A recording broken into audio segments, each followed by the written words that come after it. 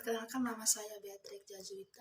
Saya salah satu mahasiswa Universitas Nusa Cenana Kupang, Fakultas Ilmu Sosial dan Ilmu Politik, jurusan Sosiologi, kelas B semester 7. Pada kesempatan ini saya akan membicara tentang demokrasi dan demokrasi publik di pasca pandemi COVID-19. Seperti yang kita ketahui bahwa COVID-19 menjadi salah satu titik kelemahan dari setiap negara yang ada di dunia, termasuk negara Indonesia. Apalagi sekarang Indonesia menjalani peraturan yang diberikan oleh pemerintah, yaitu kebijakan tentang PPKM, tentang PSBB di Indonesia. Sekarang juga kita mau keluar, tapi ini nih ada kebijakan dari pemerintah nih tentang PSBB nih. Malas lebih baik di telepon teman dia ada di kosan tidak. Halo. Iya, selamat pagi. Lu di kos kok? Dia ke kos Sonde. Ini sudah dibuat nih, hanya duduk. Apalagi sekarang ada peraturan dari pemerintah tentang PPKM nih. Tentang PSBB ini. Itu saya juga bingung. Apa itu PSBB? Hah? Iya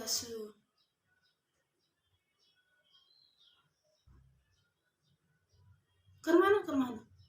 Sonde dong, kita bertiga dengan teman-teman yang lain dong. Mungkin dong ada waktu kita bahas tuh daripada kita hanya duduk diam. Apalagi ini mata kuliah tidak terlalu ini ya.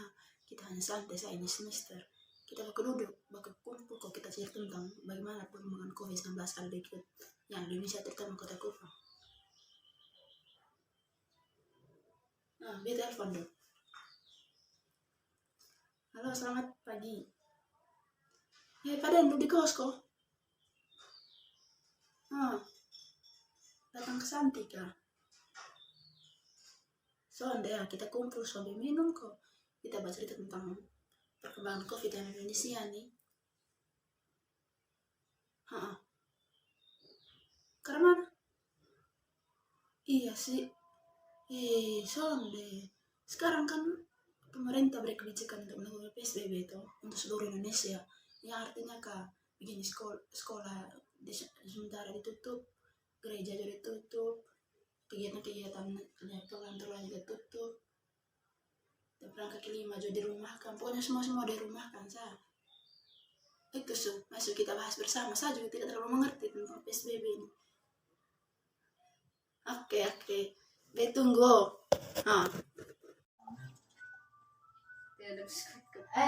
Kita nih setiap hari hanya berduduk kosong satu. Sibuk sekali dengan minum. Setiap sore, pagi, siang juga kita minum kopi terus. Kesehatan ngopi maksudnya hidup tuh harus ada inspirasi Tapi kalau setiap hari kita hanya duduk begini sama ngopi, saya buat apa, tidak bermanfaat sekali.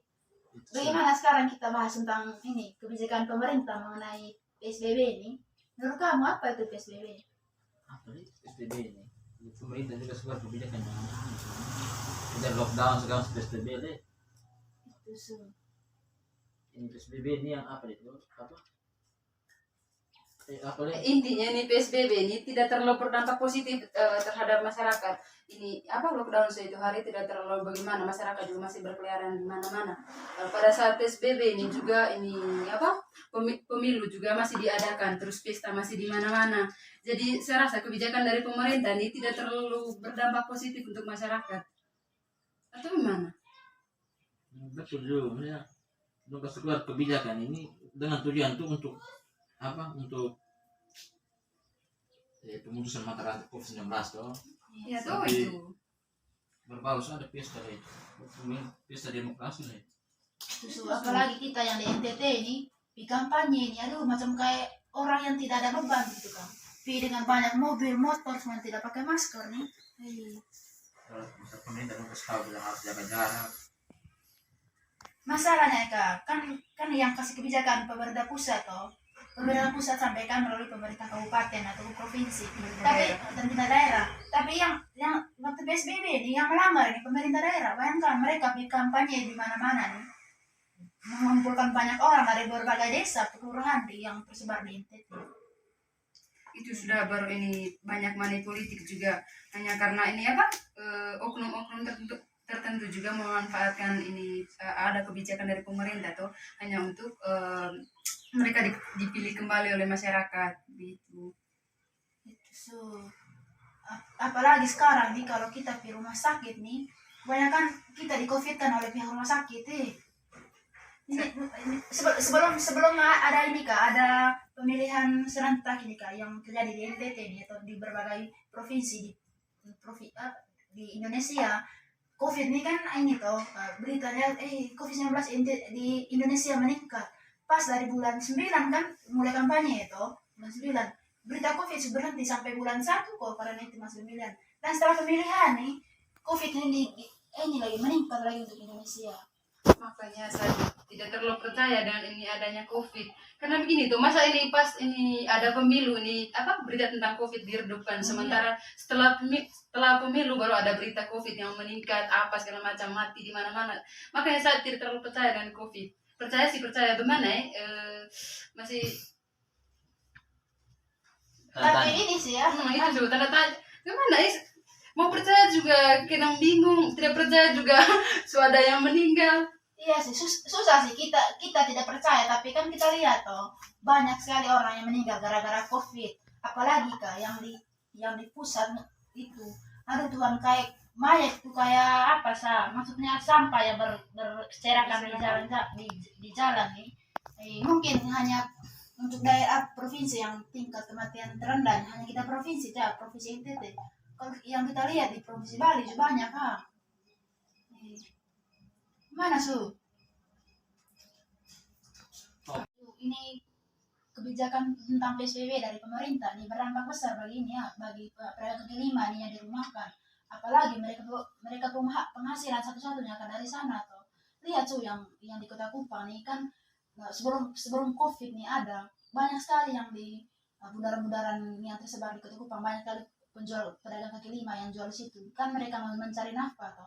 Setelah ada COVID mereka semua diusir dan mereka dipulangkan atau dirumahkan untuk sementara waktu. Tapi yang kita lihat COVID sekarang semakin hari semakin naik kan? Atau bagaimana? Baru apa nih, baru ada teman satu juga di bapak juga gara ini peraturan pemerintah tentang PSBB ini, jadi pendapatan dong sampai apa deh sampai maksimal ya. Jadi kayak tertekan dulu di rumah sampai disebut apa-apa, nanti keluar jualan dulu dibatasi sampai jam ini sampai jam begini, jadi setelah masih juga kesian dulu Itu dan sekarang tuh kita sebagai rakyat biasa juga kita orang tua toh kita sih sekarang kan uang kos ya kita selalu ini ya tunda setiap bulan, kita uang belanja juga terhambat kan, kita di sini juga butuh makan toh, sedangkan kita punya orang tua di kampung tidak bekerja karena dia dirumahkan oleh pemerintah tuh. Itu bagaimana?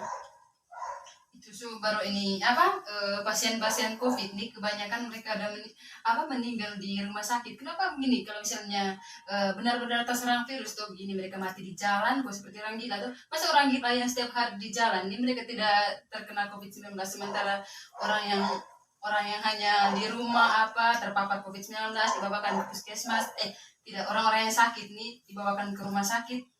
Habis itu sampai di sana divonis COVID-19. Tidak lama begitu ini dinyatakan tidak, dia meninggal begitu, dia meninggal dan harus meninggal di rumah sakit. Kenapa tidak meninggal di tempat di jalan kok, di rumah kok begitu.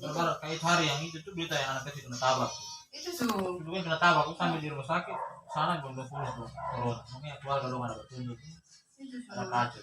Makanya beta nih bingung Indonesia ini bagaimana nih. Itu ya saya rasa Indonesia ini mengcovidkan pasien yang sehat. Sekarang tidak COVID. Ya, kita belajar dari negara India toh. Kalau negara India kan saya rasa benar-benar COVID karena mereka kebanyakan matinya di tengah jalan ketika mereka dari rumah. Sedangkan Indonesia ini tidak. Mereka sekarang dari rumah sampai di rumah sakit 2 jam 3 jam di rumah sakit mereka baru meninggal. Kan aneh loh. Itu Memang Indonesia nih politik, aduh Tuhan, uang segalanya.